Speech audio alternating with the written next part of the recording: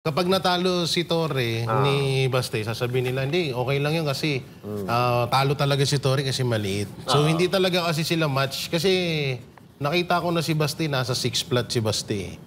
So malaking tao, no? So lugi talaga si Torre. Advantage talaga yung malaki. Kahit sa lang anong larangan, advantage Tsaka, talaga yung malaki. No? kung batak si Torre sa training bilang PNP, batak din si Baste yan. Batak din yan sa araw-araw yan nag-iensayo. So, unang-una, para sa akin, hindi sila match. Talagang makakawawa lang si Torre. At yung basag niya mukha, lalong mababasag yun.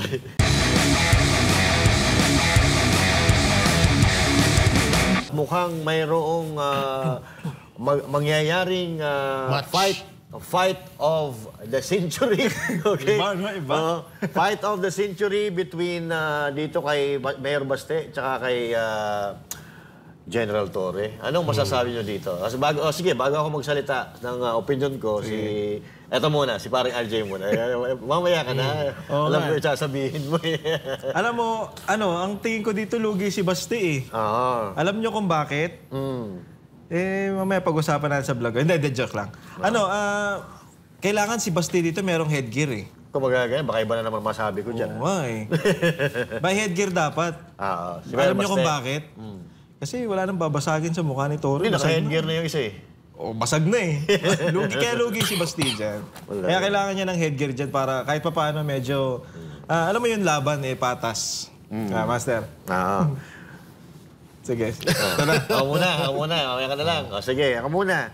Tama yung sinabi mo, lugi eh. Lugi si Mayor Baste. Kasi si Mayor Baste medyo, tisuyin yun Oo, gwapings eh. Tisuyin, masisira yung mukha. Kung gaano kagwapo sa TV at saka sa mga YouTube, mas matindi, mas gwapo sa personal yun. Mamula-mula kutis doon ni Mayor Baste.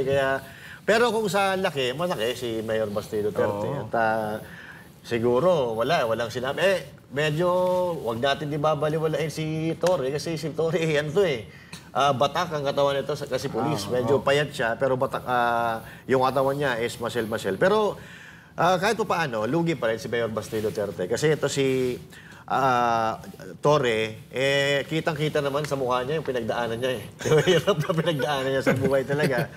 Bago niya narating ang pagka-PNP. So sa akin, bago sana makarating, ang naghamon dito si Mayor Baste, di ko alam kung pabiro o seryoso siya doon, pero si Mayor Baste ang naghamon. So ngayon, sumagot at kumasa itong si Torre at ang sabi nga niya ni General Torre, gawin nating boxing for a cause na gaganapin dyan sa Araneta Coliseum. Pero sa akin naman, hindi na kailangan umabot sa ganito eh. But hindi pa rin naman tayo magdidesisyon. Si Mayor Baste ang magdidesisyon dyan. Pero para sa akin, hindi na umabot sa ganitong sitwasyon. Kasi since marami naman ang galit kay Torre, siguro naman bago makarating kay Mayor Baste Duterte, meron munang siguro maghahamon. Siguro kay General Torre. Kasi, level. kumbaga, malayo yung level ni Mayor Baste kay General Torre. Although galing yung hamon kay Mayor Baste, hindi pa rin naman natin sinasabi na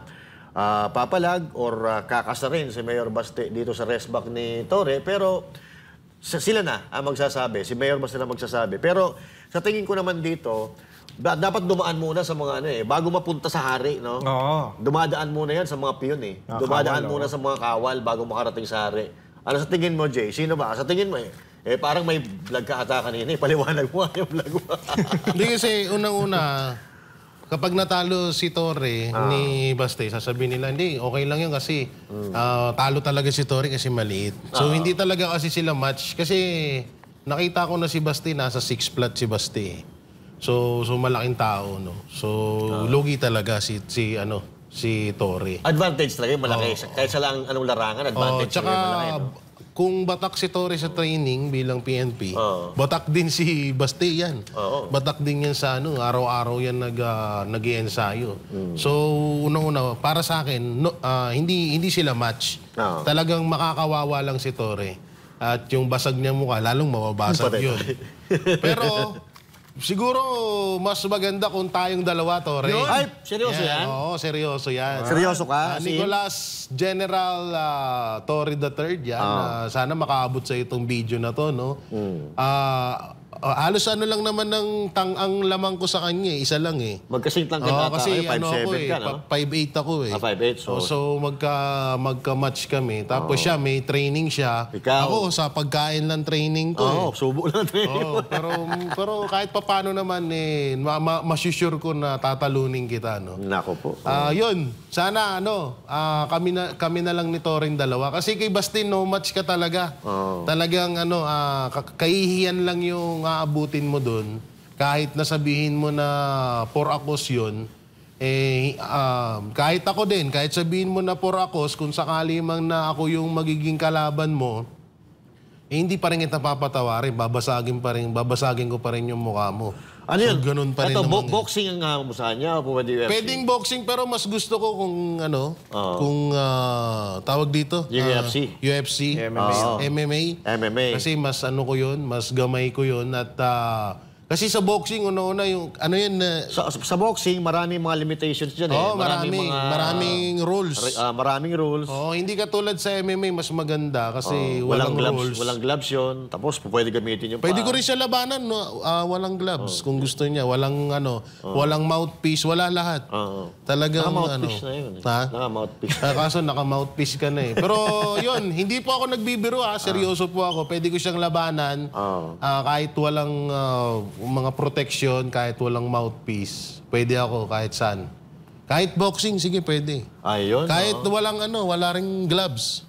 So, basta, mas maganda yan. Ngayon, kasi sa totoo lang, wala talaga siya. So, hindi ko sa sinasabi na hindi pinapangunahan ko si Mayor Baste. Talagang lalaban at lalaban yun.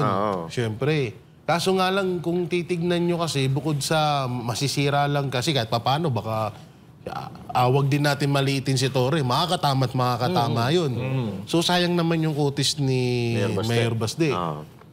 Sa akin naman, kahit papaano na ako yung sumusunod sa kagwapuhan ni Basti sa Banateros, kahit papaano, hindi masyadong masasayang. Diba? So, para sa akin, Nicolas General Torre III, ako na lang. Dalawa tayo maglaban, for akos, kasi gusto mo rin naman yan. Ngayon, kung hindi ka kakasa sa akin, parang mo na yan, siguro nakakahiya naman din. Kasi una-una, diba sabi mo, for akos, marami matutulungan. Ganun din naman din gusto ko, maraming matutulungan. Ganun. Kaya sana ako masaka, no? Wag na si Basti.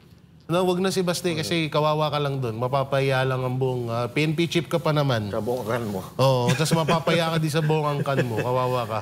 Tama, seryoso yun si Jay, hindi nagbibiro si Jay Guevara, seryoso yung sinasabi niya, no? Kasi tama yung sinasabi ko, may kumasa agad eh. Sinasabi ko pa lang na bago makarating kay Mayor Baste Duterte, sigurado, marami munang pagdadaan at hahamon kay General Torre. Na sabihin natin na mga taga-suporta, makikita natin yan, baka bukas, hindi lang si Jay Guevara. Handa ako magpalit ng tiyan ko para sa'yo. Partida na yan, partida. Partida, ha? So itong laban na to, gaganapin pa lang.